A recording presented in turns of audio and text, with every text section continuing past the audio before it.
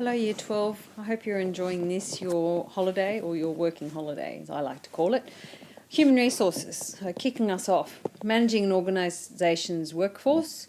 A business must develop highly skilled and motivated groups that they achieve the organisation's objectives. Change impacts all parts of a business and of course includes human resources as well. Most of these changes come from government legislations and policies, social influences and economic activity. And business can't control these, but they must be prepared to react or to respond to the changes.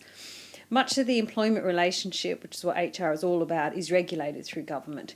Wage negotiation, working conditions, workplace conflict. Working cooperatively, so i.e. employer-employee, can have a lot of benefits for an organisation, can mean that you'll be a lot more successful. I'm not going to read through every one of these slides, there's quite a few of them, so some I'm really going to skip over quickly, but that doesn't mean that you should do that. You still need to go over them, read them through yourself, make sure you understand. Okay, the strategic role of HR is designed to assist businesses to better meet needs of employees while they're achieving the company objectives. An example of that is that Qantas has sought to reform, so change their HR practices and to reduce the amount of industrial conflict because they've had quite a lot. It's a key issue for them. They want to try to minimise those conflicts. They want to try to minimise costs. They want to achieve their goals and improve the quality of the working life for employees and ensure, of course, that they're still complying legally with what they have to do. Strategic HR management is about managers developing proactive strategies and having a long-term approach on how we're going to deal with the diverse range of issues. A good example, I guess, of a business that has good HR management would be Apple. So that's really one of their competitive advantages is their people. Okay, this is one that I'm going to get you to read mostly through yourself. Interdependence with other key business functions. We've gone through this with all the key business functions now, and HR is no different. So please make sure that you read through on operations here, marketing and finance, and understand those. Okay, let's move on. Okay, still interdependence here of HR with other key business functions, but I'll talk you through this one with regard to Qantas. Of course, some of their recent decisions have affected staff levels, of course, and the morale and a lot of conflict within the business because they're sacking a whole lot of people to save some money. HR affects all areas of Qantas, from their ground staff to their cabin crew to their pilots, and all those people must be trained and must be skilled in their respective roles so that they can deliver an efficient and, of course, safe, because we're talking about an airline, service to customers. It's not like just selling clothes in Supre or something. When you've got people on a plane, safety is a huge issue. Interdependence with all key business function is critical because HR's job is to acquire, develop, maintain and separate staff throughout the entire business. Employees, we know, can make the difference between a business surviving or not, can be their competitive advantage. And of course this is especially true for Qantas because it's a service-based business. Okay, so need to really keep that in mind. So think back to that extended marketing mix that we did back in marketing. The extra 3 Ps definitely apply to Qantas. Okay, this is another one that I'm going to get you to read through yourselves. Just to give you an overview that there are 2 methods of outsourcing in HR. Okay, so one here which is outsourcing HR functions, and then number 2 over here which is using contractors, and the difference here is between domestic and global contractors. So take a little bit of time to read through this, make sure that you understand that there are 2 different types of outsourcing and what they are. Okay, outsourcing HR functions. Outsourcing in HR is fairly common because HR is really quite a specialised field and it can be really time consuming. So some businesses really just don't have the expertise all the time to be able to do it well. Businesses outsource for many reasons. Again, we said special skills, allows the business to focus on their core business. That's a really big one. Can be cost savings at times, and good examples of HR functions we set up here that are outsourced are payroll and recruitment, so common ones to be outsourced. Qantas outsources so they can be cost effective, which is a big thing for them because they're losing so much money, and also to simplify their business. They compete in a global market and costs vary significantly, so they really have to try to be able to be as cost effective as what a lot of these other airlines that are operating in countries where their cost structure is a lot lower. Some issues, though, that are associated. Remember, there's always a downside. There's upsides, but there's always a downside. Some issues associated with outsourcing.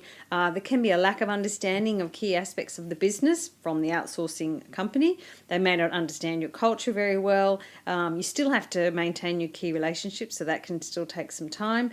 And managers and staff still must have a relationship. So even though you're outsourcing part of the business or outsourcing recruitment, that doesn't mean that the manager's job goes away. Okay, they still must be making sure they work with their staff and that it's a healthy relationship. Otherwise, things will go to custard. All right, we're looking here at outsourcing and the use of domestic contractors, which of course means that the contractors are in the same country as what you are. Domestic contractors, they're not in-house employees, so they don't have the extra benefits as in holiday pay, sick leave that your permanent staff would have. Using domestic contractors, of course, allows the business to focus on core activities. Some of these things are going to be repeated from before. Contractors might specialise in compliance issues. It's a really complicated field for HR. They may do auditing and they may do research, areas where the business itself may not have the expertise, hence why you would contract it out to someone else who does have that sort of expertise. Qantas has subcontracted its entire Jetstar call centre to Melbourne. I think actually, though, last thing I heard was it was all moving to Tasmania. We need to check on that. They also subcontract a whole lot of other things. One of the things they do is subcontract their data centres and all their computing to IBM. IBM, that's their business. I mean, they're experts in data centres and computing operations, so why wouldn't you outsource to them? They know how to do it. Qantas hopes to gain cost savings through this, greater expertise, and improve, most importantly, their competitiveness. All right, downside for domestic contracting or subcontracting, always a downside. There can be a loss of direct customer contact. It might impact on your sales in the longer term. You lose out on having that contact with the customer because your domestic contractor's doing it. You may lose some of that knowledge that you had before because you're outsourcing. It may not be as timely as you'd like it to be or as effective. Could be problems that come up that you can't fix because you're not actually directly involved between you and the customer. There must be, and this is really important, must be clear and binding terms set in all contracts. Otherwise, you can have real problems. You know, oh, you didn't say we had to do that. Well, yes, actually, I did. Here it is in the contract. Must be really clear cut. It's really, really important, or things can get really nasty. Cost you a lot of money and ruin the relationship, not just between you and the contractor, but also ruin the relationship you and your customer, which is probably even worse because that's going to affect your sales.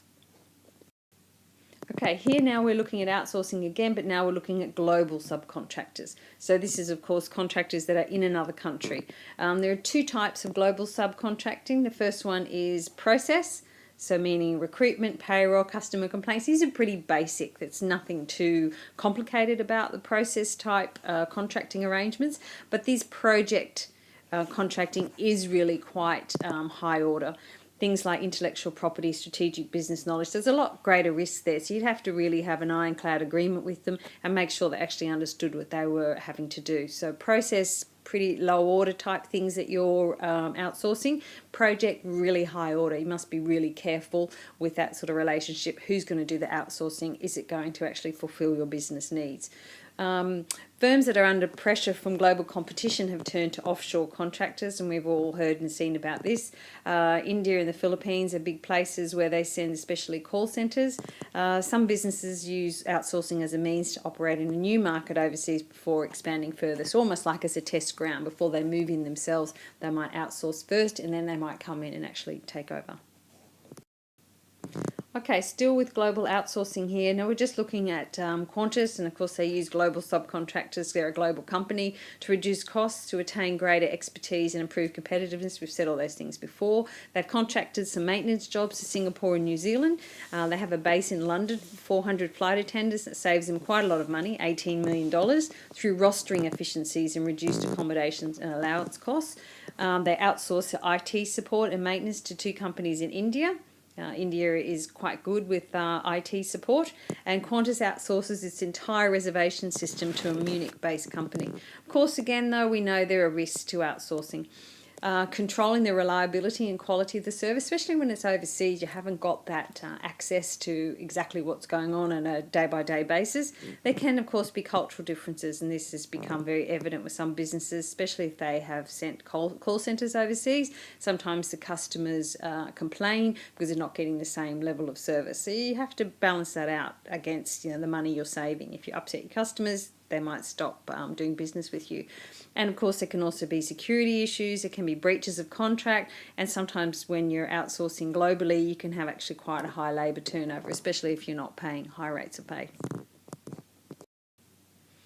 Okay, finally, this is your homework here. It's not onerous, there's not a great deal there, but really, really, really need that you have all done this, please, because when we come back, we're really going to only spend a short amount of time on the role of HR. We need to move on to influences, and it's a big area.